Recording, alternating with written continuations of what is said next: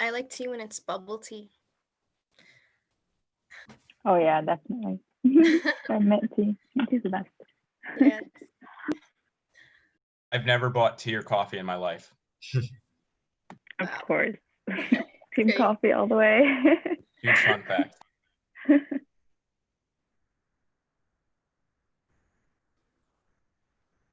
All right. Could use a latte. Yeah. When Starbucks and everything's open, or on campus. Well, I don't know if we heard from everyone. For those of you who are a little bit more shy, I hope that you do, eventually get the chance to put the one-word check-in. Of course, if you guys need anything or any resources, I, along with the rest of the e-board and along with a lot of the great Rutgers Newark support staff, are available for you guys. And as always, if you guys have any questions or any things about procedure that come up during the meeting, you can chat me or send me a private message or whatever, because I guess I'm sorry if I've overemphasized Robert's rules. It's important to have a procedure and to have a structure, but ultimately the work that we're doing to support students and to advocate for students should always come first. So if you have a question or anything like that about procedure, please don't let that stop you from asking me how it might be incorporated, or going, hey, I want to do this, but I'm not sure how we can move forward, because that's what this governing association and this body is for. All right. Okay. Give me just one moment.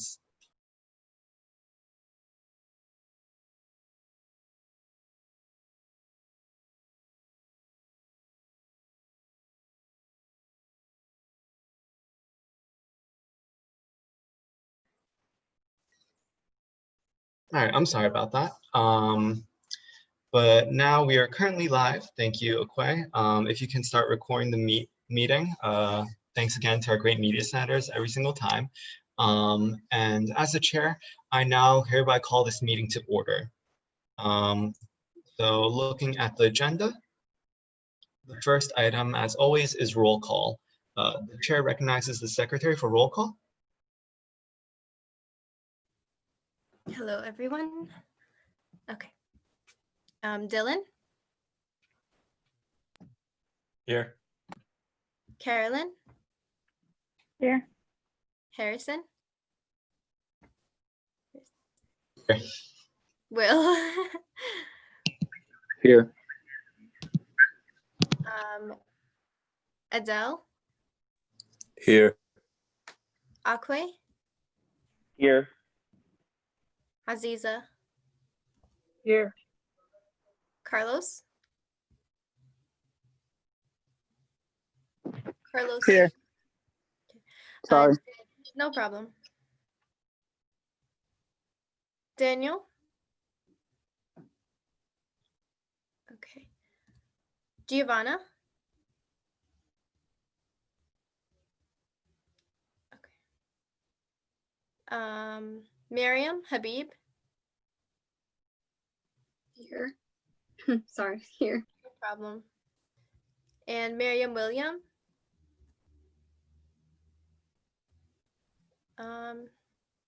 I know she said she's having audio problems. So Miriam, are you here? Okay, I'll ask you in the chat. Mira Desai? Here. Here. Okay. Afnan?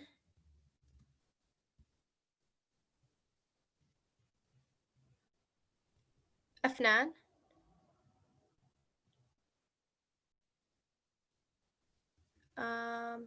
Okay, I saw him writing in the chat box, so I'm gonna put present for now.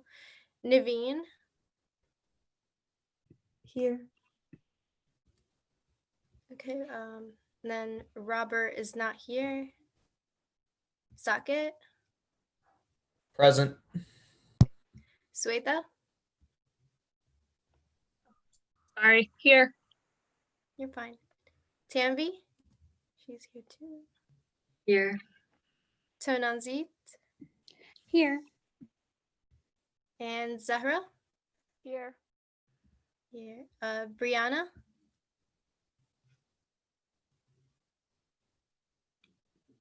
Brianna? Okay. Camila? Here. Ken? Ken Nelson? Ricky? Hello. Okay. Sarah? Here. Okay. And that's everyone. All right, thank you, Madam Secretary. So looking next on the agenda, we have approval of the minutes from last meeting. So I'm sorry I neglected to attach that to the previous email. I'll be putting the link in the bio shortly, in the chat shortly. Let me see. But to just briefly recap last meeting, and once again, this meeting will be hopefully going till 12:50. Hopefully we don't go over like previous times. Let's see, here we go.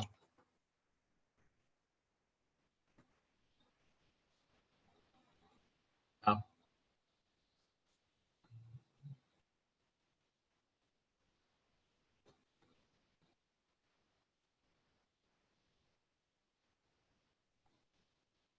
I'm having a little bit of difficulty finding the minutes. Could someone from the e-board help me look through the drive for it, if possible?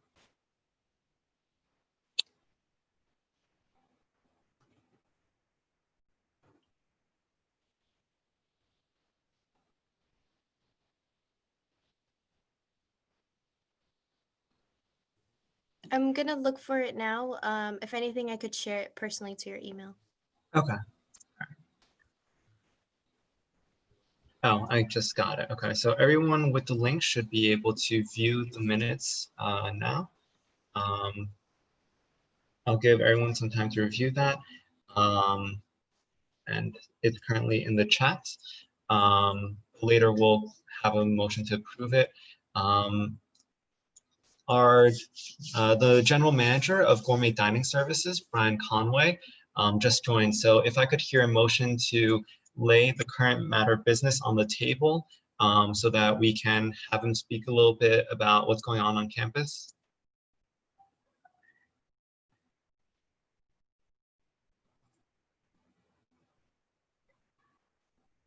So do I hear a motion to lay on the table that is under subsidiary motions? Do I hear a motion to lay on the table so we can skip ahead and hear from Brian Conway? Motion to lay on the table and skip ahead to our speaker, Brian Conway. I second. Hey guys, how are we today? Well, thanks for coming. Good. Zoom, how do you beat it? 2020, they got all new such things going. So I'm not sure if any of you guys have had the great thing to come to campus now, even though we're in such the COVID world, but I wanted to share with you some things that we're doing in the dining world now and for post-COVID as we move forward. So if you come to campus now, you need your campus ID to enter any of the buildings. All of the food service is in the PRCC, except for we are open in the 2 Starbucks. Both Starbucks are open Monday through Friday, 8 to 3. And the PRCC, which is acting as like a mini Stonesby, is open Monday through Friday, 8 a.m. to 7 p.m. and Saturday and Sunday, 11 to 7. So the hours remain the same for the students who are here on campus, except for late night. They eliminated some late night. Traditionally, we have 1,000 kids on the meal plan. This year we have 150. So from what I gather, and I may be speaking out of turn, but the university is allowing 35% of occupancy on campus. Unfortunately, the demand is not as great as you think it is. There's only around 22 to 24% of the students in the building, 108 freshmen, I think it's like 200 transfers, but not all of them are on the meal plan. There's only 146 kids on the meal plan as we speak right now.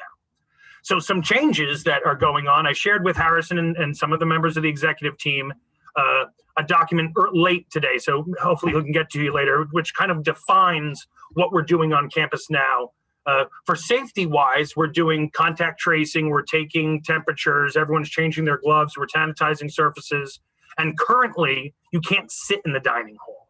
So if you've had the ability to come visit us, you'll notice that we have amazing signage, social distancing, and the food options are absolutely incredible. So everyone I've talked to that's on campus, they have an option when they come to eat, whether it's the hot meal on the main line, a farmer's fridge or York Street sandwich or salad, something from the grill, and then everyone gets fruit, yogurt, hand fruit, dessert, all the condiments they can handle. I invite you all to come, shoot me an email, and I'll buy you lunch so you can experience it, just in case anyone asks you about it and how we can make it better, you'll know what you're talking about. This year, we've added McGovern's to the meal plan.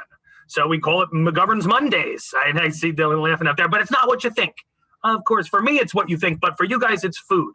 So Mondays, you can go to McGovern's from 11 a.m. to 7 p.m. and use your meal swipe there. Wednesdays, Annabella's is still on, so we kind of threw in some diversity. I always use the quote that if you ate at Ruth Chris's Steakhouse 300 days a year, you'd get bored of that.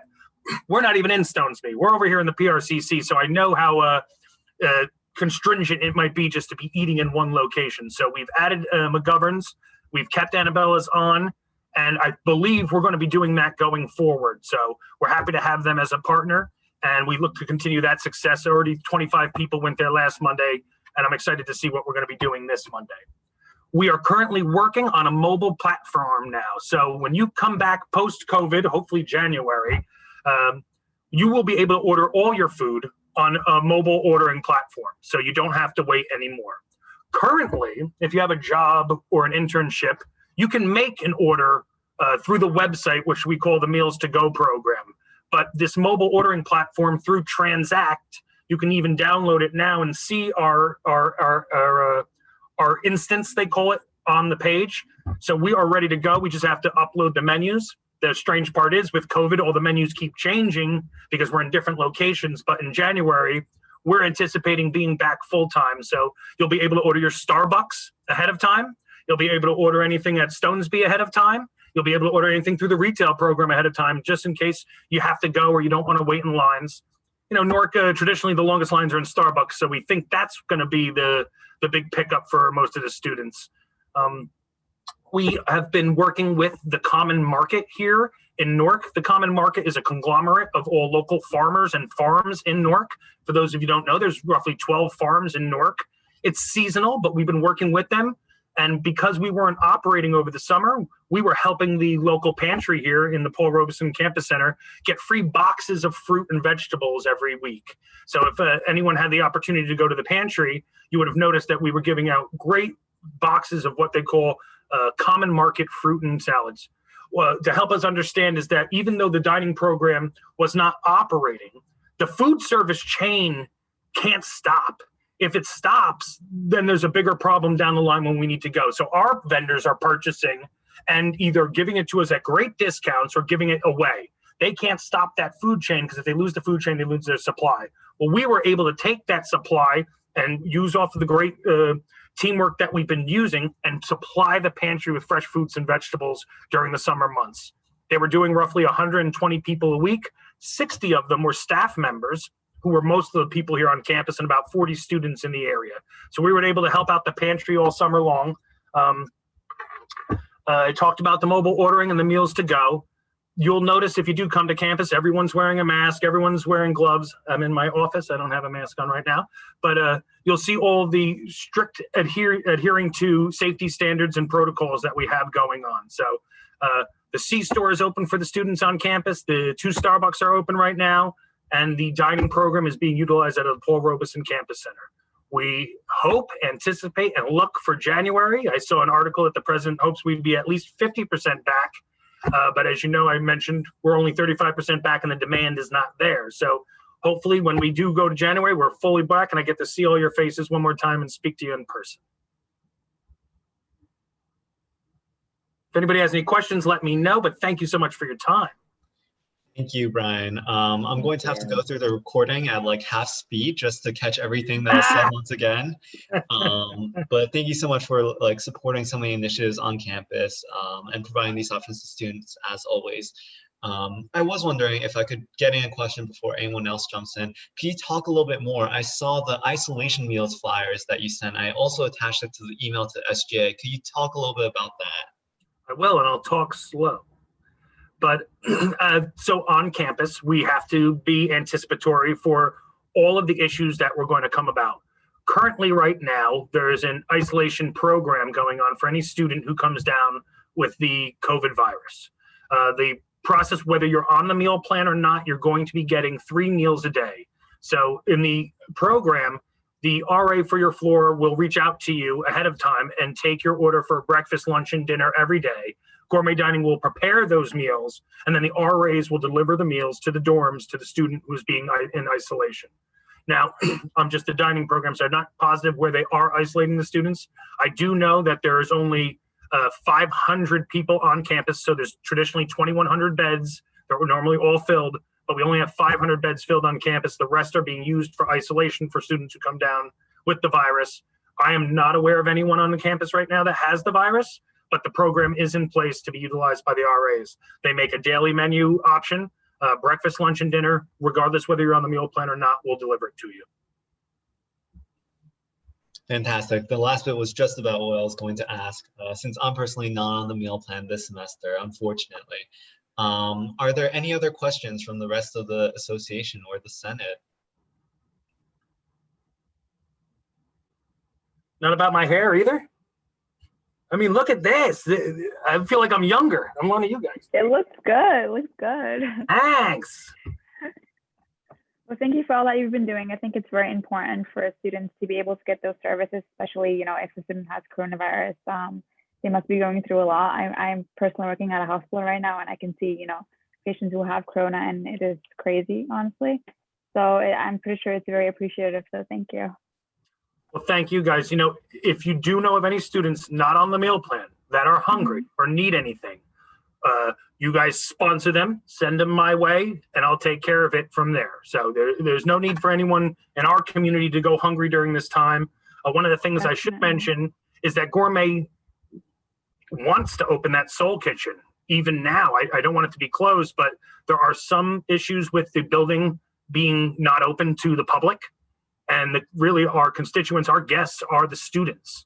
And without the full complement of them being here, while Gourmet wants to open, the university right now doesn't want to attract more people to the facility. So only way you can even get into the PRCC is if you have a meal plan or if you have an appointment with someone in the building. So they're very strict on the access control and security around campus. I believe in all buildings, but I can only speak for the dining buildings.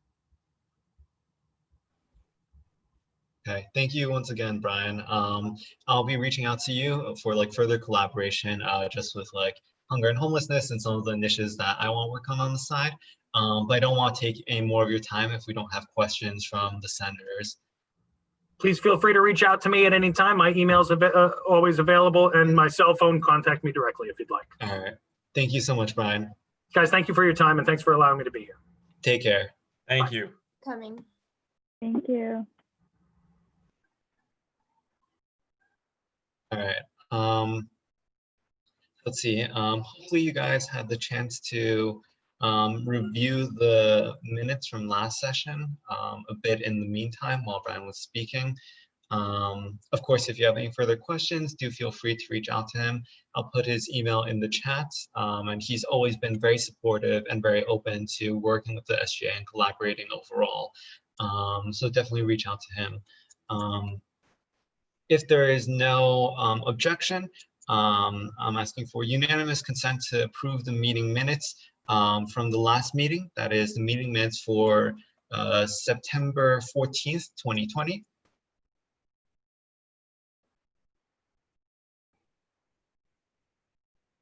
Okay, seeing no objection, the meeting minutes for September 14th, 2020 have been approved.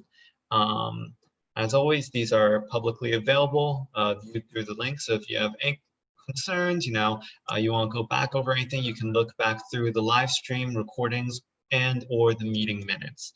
We will now move to the executive board reports. The speaker recognizes the president to talk a little bit about funds to support students during COVID-19.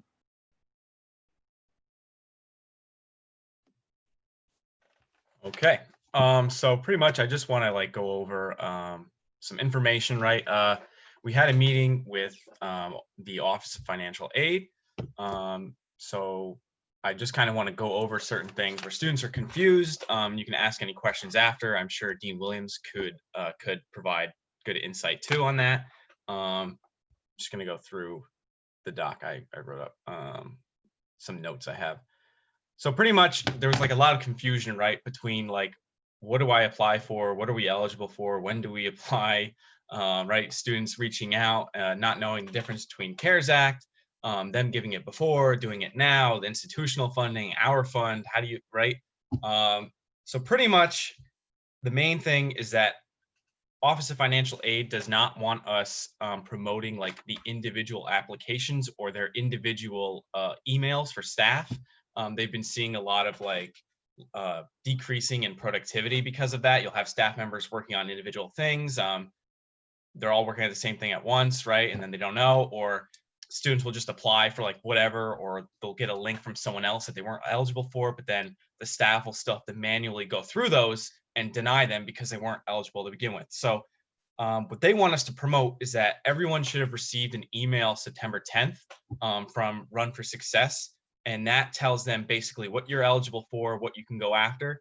If by any means a link doesn't work or you didn't get that email, you should reach out on the website, on the MyRun website through their centralized contact sheet, and they will get back to you. That's just kind of like how they want to do it. And then we can also kind of explain or better promote how the funding is separated, right? You have CARES Act on one end, which is the federal funding. There's a lot more of that. Then you have the institutional funding, which is a lot less, and it's made up of our fund and other sources from the university. So that's like other schools, other departments, et cetera, right? It's all kind of like pooled together. So because the funding is stretched, like what we received for CARES Act and then just our institutional funding, basically there's going to be no quote double dipping for now. Although students are on a new slate. So basically what that means is say you received CARES Act funding last semester or in the summer, or say you received the institutional funding then, you're good to go for now. But granted, if you can receive the CARES Act funding now, they want you to do that and then reserve the small amount of institutional funding for those who can't, like undocumented students, international students, those who didn't have a FAFSA. This, right? There's a bunch of eligibility reasons that even I don't fully understand currently. But so at the moment, there's less than $200,000 in institutional funding, and that includes our $50,000 that's left over. So like the funding's very stretched. So we can better promote how like they're separate here, right? Like you have the CARES Act.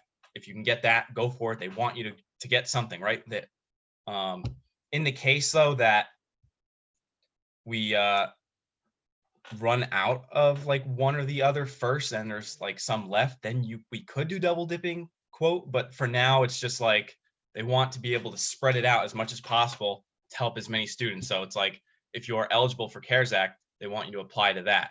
And then there's like the whole eligibility thing. Like, for example, our fund in the pool of institutional funding is only for undergraduate students who paid the fees that we received, right? But then you have other things that are built into that, like say the SPA graduate program made a donation. Now, if you're a SPA graduate student and you're not eligible for CARES and you need institutional funding, they would pull from that first. So they have to kind of figure out on the back end all the eligibility stuff. So we can kind of promote like that information. I briefed the media centers. We'll be coming up with stuff to promote soon, just to kind of clear up confusion on that. We can also kind of promote that students should sign up for Zelle. It makes the direct deposit process a lot easier, and then you're saved in the system for any future reimbursement. And then we can promote SNAP,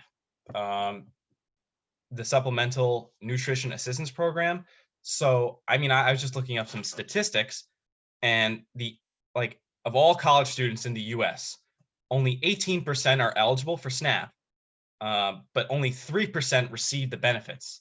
So I imagine that 18% is higher on our campus, and there's that huge gap of students, like they don't know about it, so we can promote that too. If there's any questions about the funding or the process that Office of Financial Aid wants, you can ask me, or we can direct it to Dean Williams. But that's like the summary of it.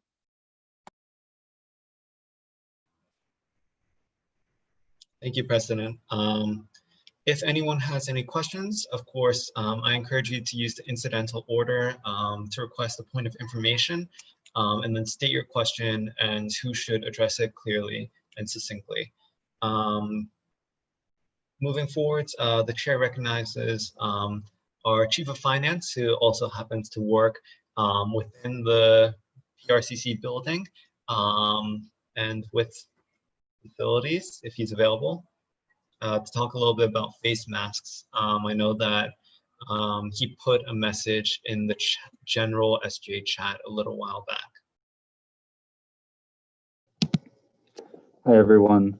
Before I get started talking about face masks, I just do want to give a brief update on the budget situation as well.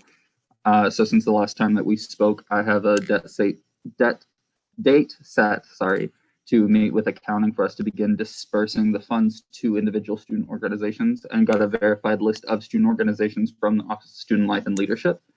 It does just so happen that the number of organizations that are receiving funding this year is slightly higher than what we were expecting from last year. So that number of dollars for every organization is going to be going from $650 even to $596.72 per organization. So not a massive change, but still one I wanted to make sure that everybody was aware of this change and how it happened. Sadly, there was no way for us to know exactly how many organizations were going to need funding at the time that we were passing the budget. It's just kind of one of those things that came up. But moving forward into the masks, this mask that you can see that I'm wearing right here it's just a nice black sateen mask. It has Rutgers on the side. Rutgers is currently offering free for all students these masks to be able to come pick up.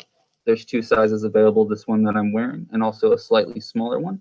The difference is only about an inch less of fabric down here on the bottom. So if you have a slightly smaller face, it'll fit you a little bit better. In order to pick these up, you can come into Paul Robeson Campus Center, room 203, the reservations office. Or if you walk in off of MLK, it's going to be the big open room that'll be directly to your left. Just walk up and let them know that you need to pick up a mask. Thanks to our Chief of Finance. I do want to add that, again, these are not surgical masks. These are not medical masks. They do have like an additional flap of fabric sewn, so you can add filters or some paper towels if you have access to those, just to make the mask a little bit more effective. And I have put them through the wash. They do not shrink if you keep them on low heat. So there's that way to decontaminate them as well. While this does not constitute medical advice, the CDC also does recommend that you don't touch the front of your mask and treat your mask relatively as a biohazard. You should only be removing it fully using the loops. So none of this, none of this, right? And overall, like, just hope that you all are staying safe and well. So the speaker recognizes, the chair recognizes anyone from the executive board or anyone involved in the planning efforts who would like to speak about Constitution Day events or overall initiatives regarding voter rights and voter registration. Okay, so this kind of like these two things are merged here on the agenda, more or less. The way we're going about it now. So we had the event on Constitution Day, which was the 17th. It was a good event overall. It didn't have the reach that we may have wanted, but it's kind of tough, right? It was a movie screening, but overall it was like good quality for what it was. And I think the main success behind that is establishing like relations with NJPIRG, other organizations, and we have until the 13th for that coalition to do stuff for ballot bowl. So this kind of merges into the next item. So they're thinking like, I gave out like that notice, like, oh, they're going to make the OSLL like boomerang thing for voting today at 1 p.m. But it's like, nobody's going to be on campus. Like, I know that. I'm trying to right. I mean, I live kind of far and like it wouldn't work, like the drive back and the timing, I know like, I know like they're doing 1 p.m. because I said they want to do 12:30. I'm like, well, we have a meeting, and it's like, okay, 1. But who's gonna be able to drive in at 12:50 to 1, right? What? So Nikita suggested to me that we could do like a quick shout out like on here, like a recording, like for a Zoom recording, and then we can hand that over to them. Let me see what she wanted us to say. We could change it, but she said they're thinking Scarlet Raiders for New Jersey Ballot Bowl, go Rutgers Newark. Just like a quick thing like that. If we could all turn like our videos and then mics on and say that together, I don't like, and we hand it over to them, just because I know like the whole drive-in account, that was just like not gonna really happen. Yeah. And then NJ Perks like having events too for voter registration, ballot bowl. I mean, we'll come back with the details. Basically, we're all gonna kind of like funnel around those events. Harrison, how do you want to proceed with like a potential screen recording of that sentence? So I can record a short segment if you guys feel comfortable turning on your cameras and doing the shout out. But if not, we can also like have a discussion with our media senators and our overall like promotion team to talk about how we can also promote Ballot Bowl moving forward. If the rest of the Senate is willing to turn on our cameras, we can record that short segment.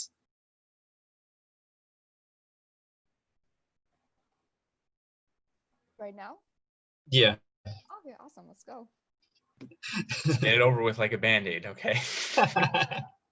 No, voter registration is very important, right? Obviously, we want to do this in lieu of the boomerang on campus. Yeah, they were worried that nobody was going to come today because they didn't hear any confirmations from anyone. And it's like, the timing is just not, I'll write in the chat what they wanted us to say, and we can say that unless someone wants to say something else. Should we like count down like 1, 2, 3, 2, 1, Yeah. and then like say it all together? I think it would be more efficient. Do you want to count down? I'll do the countdown. Awesome. All right. One student puts it in the chat.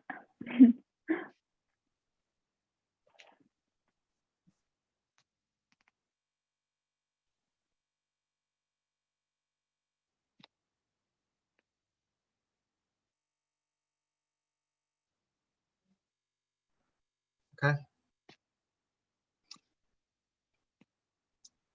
If our vice president will do the countdown. Yep, let's go. All right.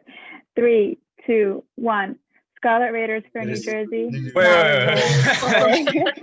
Okay. Let's give like a pause, okay? Like, I don't know, like we all got to unmute and then. All right. So should we do 3, 2, 1, 0?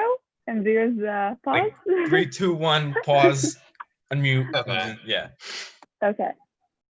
You can, I mean, I guess we could just all unmute right now. Yeah. Just so. Okay. So 3, 2, 1. Scarlet Raiders for New Jersey Ballot. Rutgers Newark. Rutgers Newark.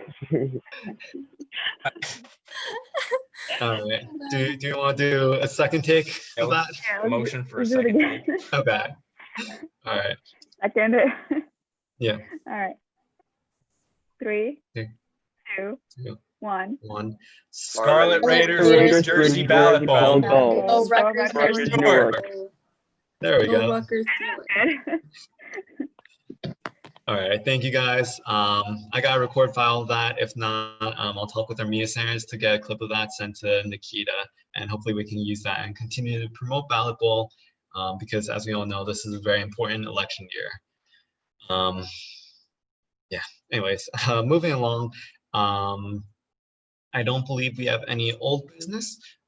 So the chair asks for a motion to approve the or excuse the absences of Robert Jones, RBS Senator, and Giovanna Castañeda. Is there a motion to excuse their absences? Robert Jones contacted me ahead of time, and Giovanna said that she isn't feeling well at the moment. So do I hear a motion to excuse their absences? Motion to approve the absences of Robert Jones and Giovanna Castañeda. Okay. So it's been motioned by our University Senator, Ricky Castaneda. Do I hear a second? I second that motion. Okay, so it has been motioned and seconded to approve the absences. If there is no objection, the association will excuse those absences. Okay, so we're excusing those absences this year just for the sake of transparency and to ensure accountability to one another. We'll be having the absences approved every meeting as per Robert's Rules of Order. And of course, the absences and all the voting results can be found in the meeting minutes recorded by our wonderful secretary, Tala. So moving along, Judicial Council. If you guys have anyone who you know might be interested, this is the third branch of our association, and it's incredibly important because they make the determination on whether or not if we make any changes to bylaws, if those are appropriate, if those don't contradict our charter. I'll be sending out some more information, promotional materials regarding that. But if you, one of your friends, someone you know has any interest, please reach out to the Run SGA email or just contact me.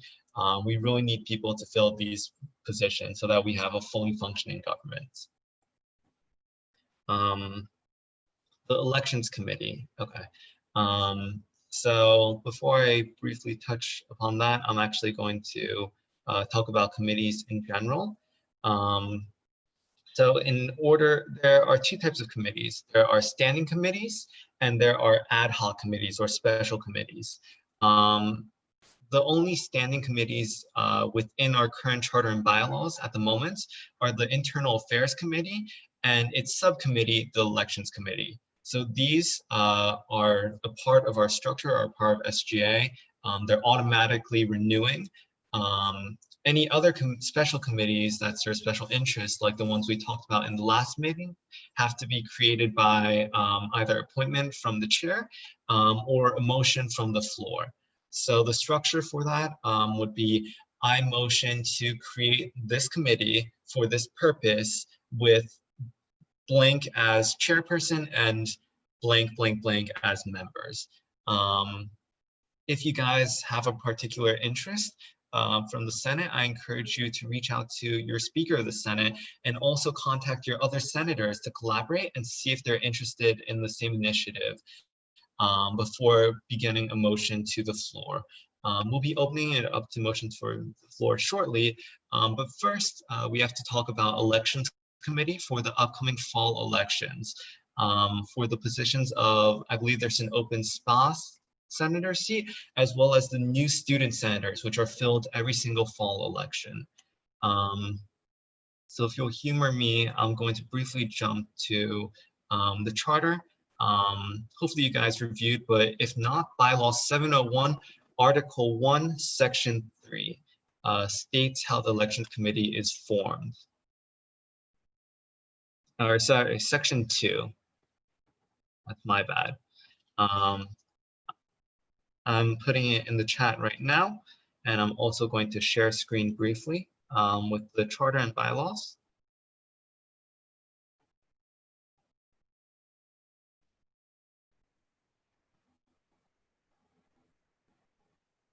Can you guys see my screen? Yeah, we can see it. Fantastic. Okay. So I know that in previous years, we actually had issues with the participation in the Elections Committee. But this year, fear not, because it specifically states that the Elections Committee is composed of all graduating senior members of the association and all other students. That's the grammatical error there, but all our students not running for position in that election. So anyone who is currently a rising senior in the association will serve on the Elections Committee.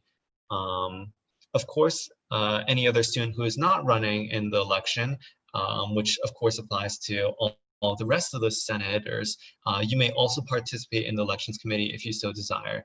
And we'll go over how to recuse yourself of duty in case you would like to run for the upcoming spring elections. But yeah, so the elections committee is created by the Internal Affairs Committee, who is chaired by our wonderful Speaker of the Senate, Tanvi. And for right now, to go over briefly the roles of the Elections Committee, they have a pretty wide jurisdiction in determining how the fall elections operate. So if you see here, they're responsible for setting up the general elections and new students elections. They determine the method in which the elections are held, and they are also responsible for setting up the candidate forum and the dates and times of campaigning. So these are just the most basic responsibilities of the Elections Committee. In previous years, they've also been responsible for reviewing any potential election issues or ethical issues that came up. This year, due to COVID-19, students are not able to collect petitions in person, so they may have to create a substitute for that as well. So that's just the rundown regarding Elections Committee. Do I hear any points of information or any questions from the senators?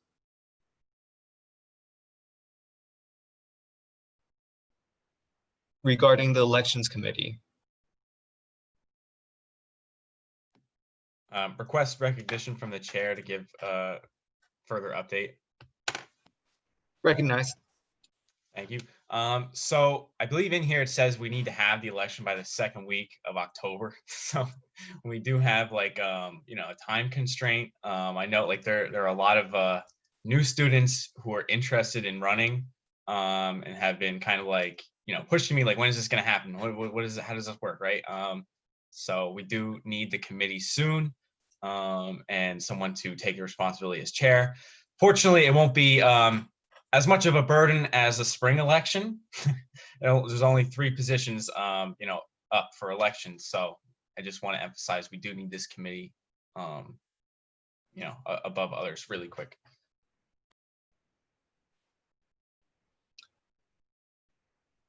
Are there any other points of information from the Senate or senators? See something in the chat. One moment. Yes, recognized. So, I think Dylan said 3 positions are open for the fall elections. Can you explain what those positions are? Because I had some freshmen asking like how they can be involved and not like waiting until their sophomore year. Definitely. I'll actually speak to that a bit. So the 3 positions that are open are the 2 new student senators, which are left vacant until the fall elections because we obviously want incoming students to represent their own, as well as the SPA senator seat, which is for the academic school for the School of Public Administration and Affairs. As for how they can get involved, it's also the responsibility of the Elections Committee, along with media senators, for notifying the Rutgers Newark student body via whatever means you find appropriate and helping to advertise these elections as well. Does that answer your question? Yes, thank you. Okay.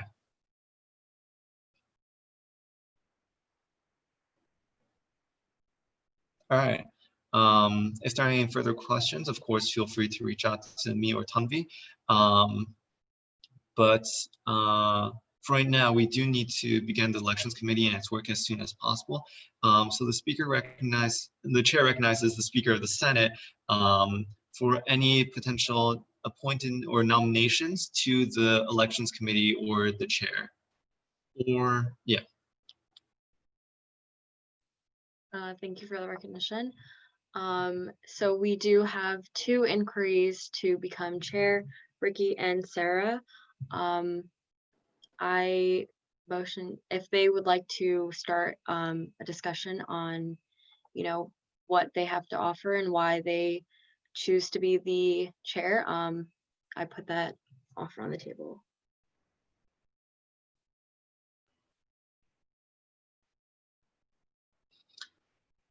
I'll pause the screen share so you can see what's going on. If the named senators have any interest in speaking, feel free to ask for recognition from the chair.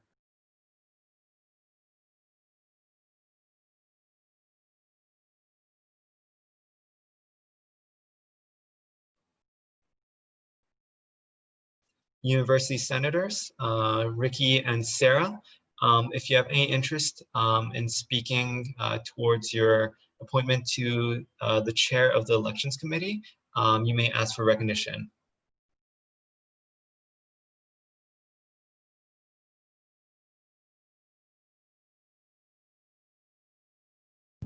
Thank you, Mr. Chairman. May I be recognized to speak on the matter of the Recognized. election Thank you, committee? University Senator. Oh, thank you. Thank you. Sarah Shoblet Sasson. Sorry, I was caught off guard because my Wi-Fi is not working. But I would like to be the chair of the elections committee, given that I've been on SGA for 2 years. I've seen the elections committee for the fall election go two times, actually 3 times, and I personally was running during the fall elections, and I think there are a lot of ways that we could improve it and a lot of things that have been done in the past that could be implemented again, and hopefully we can do it in a timely manner. So yeah, thank you, Mr. Chairman.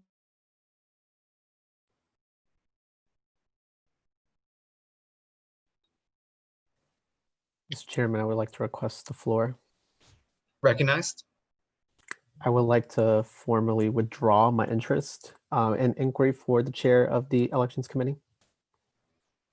If there is no objection, then Ricky Castaneda's request to serve as the chair for the elections committee will be withdrawn.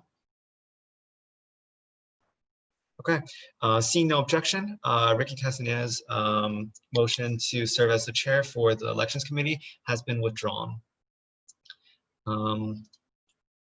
So since this is a subcommittee of the Internal Affairs Committee, it would be on the chair of the Internal Affairs Committee or the Speaker of the Senate to appoint the chair of the Elections Committee. I motion to appoint Sarah Shoblet, University Sasson Senator, as chair of the Elections Committee. Second that. Okay, it has been moved and seconded to appoint University Senator Sarah Shoblet as chair of the Elections Committee. We will now put it to a majority vote by voice. So all those in favor of appointing Sarah Shoblet as Elections Committee chair, say aye. Aye. Aye. Aye. Aye. And all those opposed, say nay.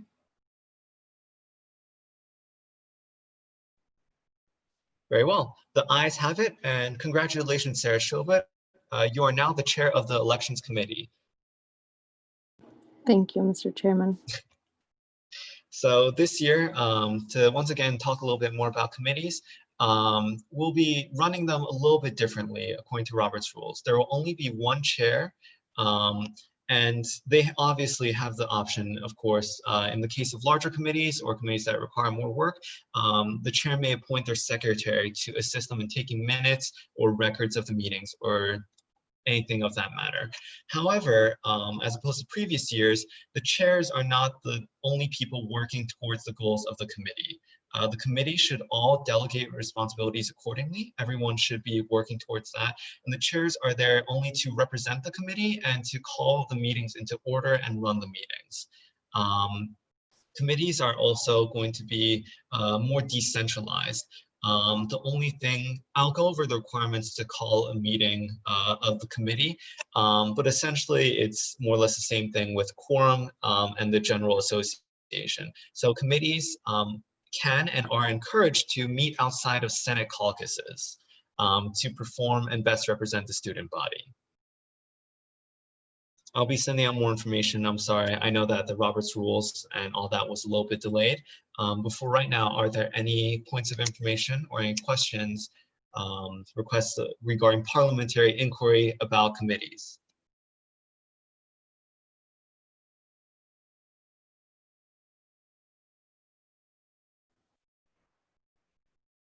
Yes, that's a good point. Thank you, President. All right. As always, you can reach out to me and or Tumbi regarding any further questions. But seeing no further discussion, we'll now move along to some statements from Professor Douglas Coate of the Economics Department at the School of Arts and Sciences. The chair would now recognize any SAS and senators to speak on this matter if they so desire.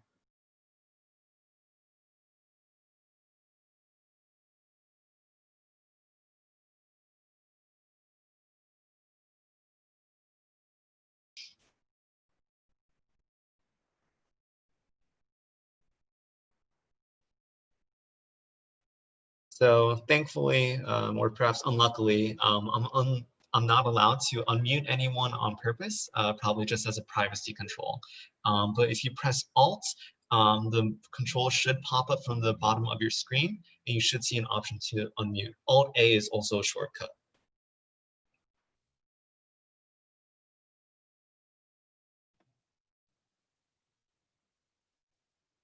Can you guys hear me now? Okay, awesome. Oh, so thank you, Mr. Chairman. So yes, it has been brought to the Speaker of the Senate, Thanvi, brought to my attention and my co-senator Naveen's attention that there was an economics professor who recently who gave out an email with some comments and a video attached. The video itself was not the primary focus, but it was the message that he mentioned inside of the email. That basically was had a lot of remarks alluding to like white supremacy, Black Lives Matter, and just had like racist undertones. I can like screen share if I'm allowed, like what exactly he said, so you guys can get a better idea of what I am saying. Would that be possible, Mr. Chairman? Or You have now been granted host privileges temporarily, so you should be able to screen share. okay. Sorry, bear with me. How do I screen share? Oh, okay, it's just share screen there.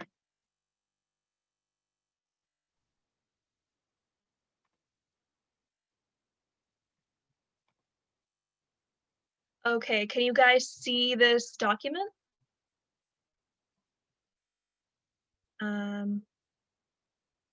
Yeah. Yeah, sure, right now. Thanks. Sorry, this is like my first time doing it. So yeah, I blocked out his name for just at the moment, since we don't want to like go out of privacy too crazy when we're just bringing this up. But so basically it says, yeah, like in 2001, there was a broad consensus in the US that all people should be equal before the law. This was before critical race theory, Black Lives Matter, and the mayor of Newark painting on Martin Luther King Boulevard abolished white supremacy. This was before police and firemen who were running up the stairs as the World Trade Center buildings came down became targets of spoiled brats and uninformed athletes, uneducated celebrities, looking for Twitter followers and assassins. Just the rhetoric from this email is it was like a lot of students were not a lot, but like one student in particular actually made a tweet about it, expressing her disappointment and anger towards this message. And we, the Speaker of the Senate and my co-senator, agreed that the remarks of this email were unacceptable. As far as action that we can take, from the suggestion of our Chief of Staff, we've suggested to go to and work with the BIRD team, which is the Bias Education and Response team, work with them and work with any students involved. Also considering this professor allegedly does have a history of previous racist remarks, we could look into an investigation with that. And that's as far as like preliminary action, that's what we were thinking. But we considering like we wanted to deal with this and like bring this to your attention, we were like wondering what you guys were thinking, like any other suggestions of what actions we can take, like definitely open to hearing some input on that. But yeah, that's where I'm at. I'm gonna stop the screen share. Okay, that is what I have to say. Point of information. Yes. I just want to ask, maybe Dean Williams could kind of give us some insight before we discuss, like, actions that we can take. Maybe she would have better knowledge of that. Absolutely. Do you all have to give me permission to speak? Because I'm out of turn. Recognized. Thank you, Dean Williams.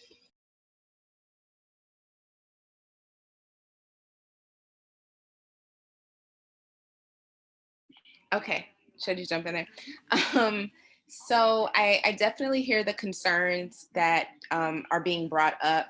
And I hate to say that, unfortunately, this isn't the first time that we've seen kind of this, I think in some ways, rhetoric that is not always in the spirit of what many of our students feel and think in terms of their ideologies. But I also know that in the past, there have been kind of protections for faculty member around academic free speech. And there's a reason why that is a policy, and it has to really do with the fact that there are many faculty members who have been outspoken around many social justice issues, right? And the idea is that in order to allow professors and faculty members the opportunity to engage in that, scholarship, whether it's on campus or, on public platforms, there needs to be a protection in place because, there are different perspectives and ideologies. Some of them I'm sure you all very much agree with and others you don't. So, but the policy is across the board. And so that doesn't mean that there aren't steps that students can take to be able to voice, opinions. So for example, last year there was a controversial faculty member, actually not here at Rutgers Newark, but at New Brunswick, who had made some statements and it had really impacted one of our student communities. Those students actually scheduled a meeting with the academic dean in the arts and sciences because that was the department in which the faculty member was taught in, and discussed with that academic dean kind of their concerns and, essentially communicated exactly what it sounds like you all are looking to communicate. I think the outcome of such a meeting could be that it can definitely put onto the radar of administrators within the academic school some concerns around particular faculty member. And while there is no guarantees as to what it may look like to necessarily, reprimand or penalize a faculty member, it does give students a platform to voice concerns, right? So I think bottom line, keep in mind that there is academic free speech, something that is protected within the university, not specific to Rutgers Newark, but really on a larger scale within this institution and many institutions of higher education. But you still have an opportunity as students to also voice your free speech and, have a platform to make sure that your perspectives and voice is heard. So I do encourage you all to work with the Bias Education Response Team. They are not a punitive entity. They do not sanction because that's not the nature of what they do. It is very much an educational opportunity and thinking through what are some ways that students can kind of on a, I guess, like I said, an educational perspective, help to create a counter narrative that is something that's communicated broadly, right? And the last thing I would say is that keep in mind, while I know that many students probably feel adverse to some of the comments made, or at least interpretations of the comments made, there are other students who may agree with those comments, right? So I also just want to make sure that you all as a student government are multi-partial in the conversation because you want to make sure that you're representing all students. And I know that sometimes it can be a challenge, but I think you all creating a space where multiple perspectives and ideologies can be shared is really kind of, I think, in a lot of ways, the purpose of student government. So, I don't know if that's helpful or you all had any other questions. Thank you, Dean Williams, for the valuable perspective, and for providing sort of the context around that, and like the faculty and administration. the motion or this main motion regarding the statements made by this professor is now open to the floor for discussion. If any other senator would like to request recognition or speak on this topic.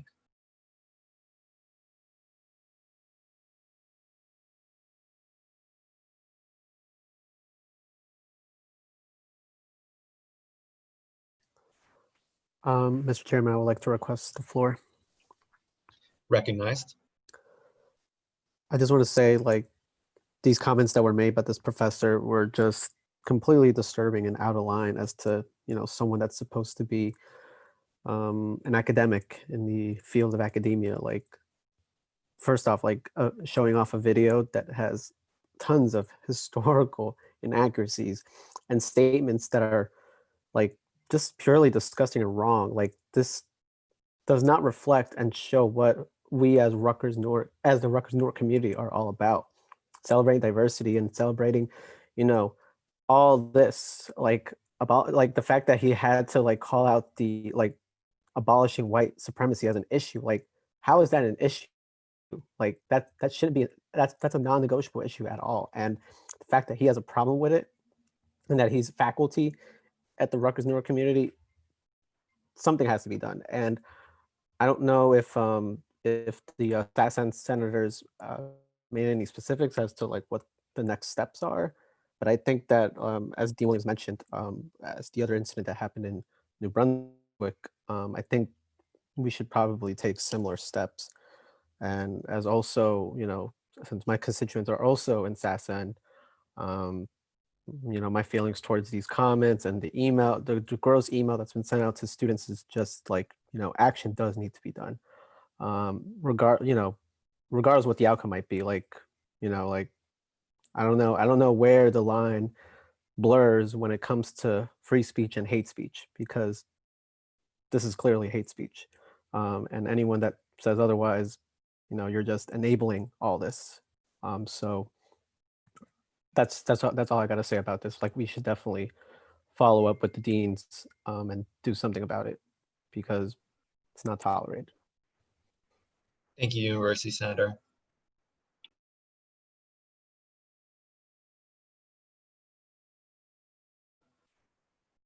Is there any other senator who wishes to speak on this matter? Once again, this is open to the floor, and we're discussing the comments as well as potential actions that the association may be able to take.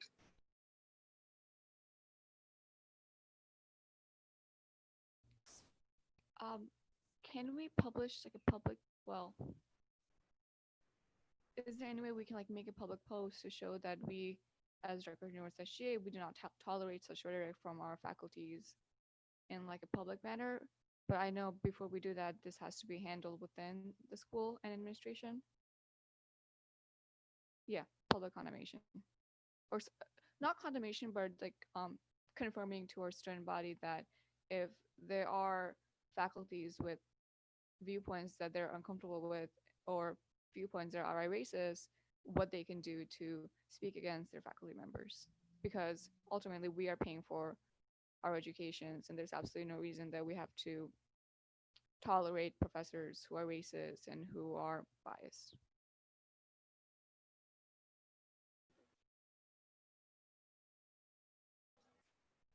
So to clarify, if you wish to speak, just ask for recognition so that I can give you the floor. So yes, the chair does recognize the Sassen senator to speak on this topic. I believe that the other senator has suggested issuing a public statement of some kind. Thank you, Mr. Chairman, again.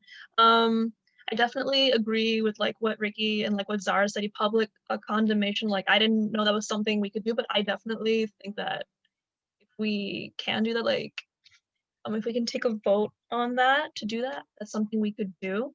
But I just wanted to clarify one thing for Ricky. Like, I'm sorry, like in the video itself was unproblematic, so to speak. It was like about like how the boats played a really big part in evacuating the people during 9/11.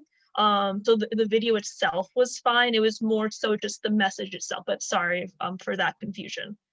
And also I agree, like definitely taking some action, like involving the academic dean, involved in discussion as well as with the students is something that we could definitely do.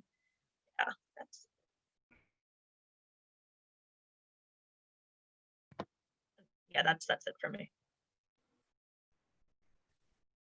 Mr. Chairman, I would like recognition. Recognized. Do want to clarify.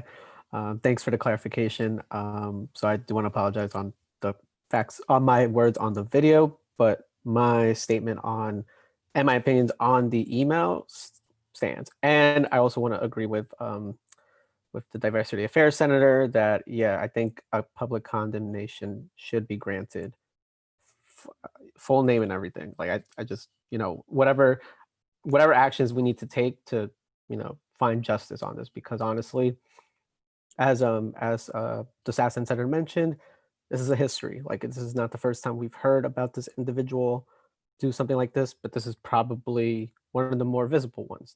He's caught. Like we have now screenshots of, of his receipts and all the like disgusting stuff that he has posted. So, so I think a public condemnation is granted.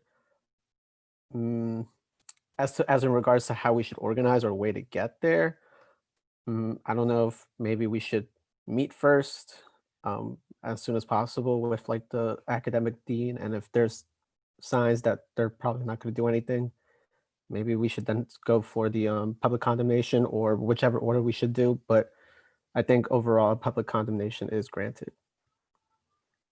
I use my time. Mr. Chairman, I rise to point of information. Before I recognize Zahra, I know that some of the senators who have spoken on this twice already, and I just want to make sure clarify that the floor is open to any senator who would like to speak on this topic. Zahra, you're recognized. Oh, thank you, Mr. Chairman. Oh, I was just going to ask if the professor made any like other remark to like the class in public. Like, did he like say anything else after this post? Or this post is just like, he has not like addressed it at all. Mr. Chairman, I request recognition from you. Recognized. So as far as I know, I do not believe that the professor spoke on the matter after he sent out the email. The class obviously is online, so whatever he must have said had to have gone through email. As far as I know, he never sent an email after that. However, I do know that students, they have their own like group chat, and they have expressed great concern. They're very upset, and they were trying to put together something that they wanted to do. Fortunately, one of the students reached out to me, or their sister reached out to me, saying that, look, like the students are very upset because of the email, and they want to take action as quick as possible. I fortunately was able to tell them, slow down, like let's wait, and that the SGA can do something for them. And I would just like to express that I am also in agreement with putting out a public statement once trying to go through the deans and informing the correct people of what has been said in his email. I also want to add that the professor, free speech, obviously, like this is a right for everyone. It's our First Amendment right. However, the professor subjected his racist views onto his students, which, like Ricky said, this is hate speech at this point. And he subjected his students to that, who are most likely racially diverse, as we are the most diverse school in the nation. And our students that we speak for, they obviously like do not want this type of hate. As Zara brought up, we pay for these teachers, and we should not tolerate any sort of racist behavior or racist speech. So I definitely agree that putting out a statement is the way to go. The rest of my time.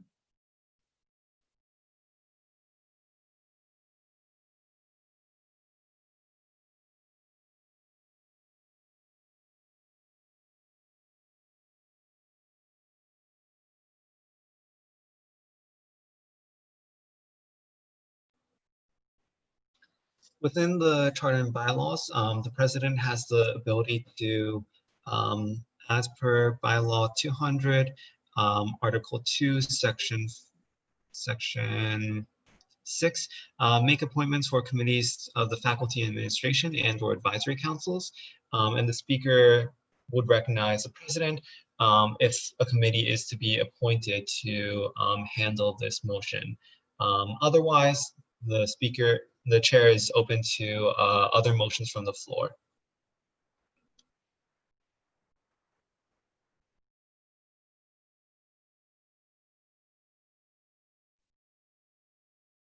As the Speaker of the Senate, I would like to recognize Dylan to speak, or have Dylan speak on, our president speak on whether or not he advises to have a committee on this, and from there I shall make a decision. So just to clarify, like normally the chairperson assigns the floor, and it is the sole power of the president to appoint committees for faculty administration and or advisory councils, if appropriate, for those areas. Request to be recognized. Recognized.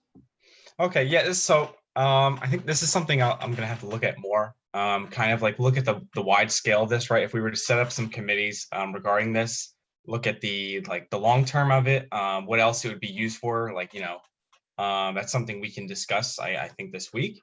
I think it's something definitely worth looking into, but you know, without kind of like looking into it, I'm not really sure of like, you know, making a yes, but it's definitely not a no. But I think overall this professor went above and beyond just disagreeing with BLM. So I want to leave it to your call. But you know, if we do look at this, we could set up a committee. I also just don't want to like bombard you all with committees, because as we continue discussion with committees, we'll go over the ones that we've had previously and which ones we want to keep. And I'm sure there'll be new areas of interest that you'll want to create. So that's just something to keep in mind. You know, instead of just like deciding now on that, but I'll leave it up to you and like what the will of SGA is. So I think if we want to do a public statement, we can go for that. You know, we do have to be multi-partial in a way, but I think we can make the argument that it was because of the rhetoric that was like supplanted, it was above just disagreeing with BLM, and it just seemed kind of like unnecessary for the whole, like, it's an economics class, right? Where did that come from? Thank you, President. I understand we are a little bit over time. Do I hear a motion to extend the period of the meeting, or to postpone and adjourn?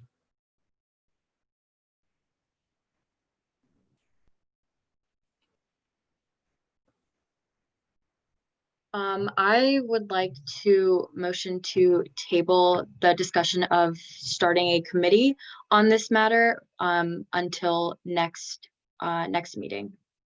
Okay. I can do that. So it has been motioned and seconded to postpone discussion regarding formation of a committee to deal with this professor's comments until the next meeting, which would be September 28th. Is there any discussion from the floor? Okay. Seeing no discussion, we will now put it to a vote. All those in favor of postponing this to the next meeting, say aye. Aye. Aye. Aye. Aye. And all those opposed, say nay. The ayes have it, and this will be postponed until the following meeting. Okay. Are there any comments from the public or from the other members of the SGA?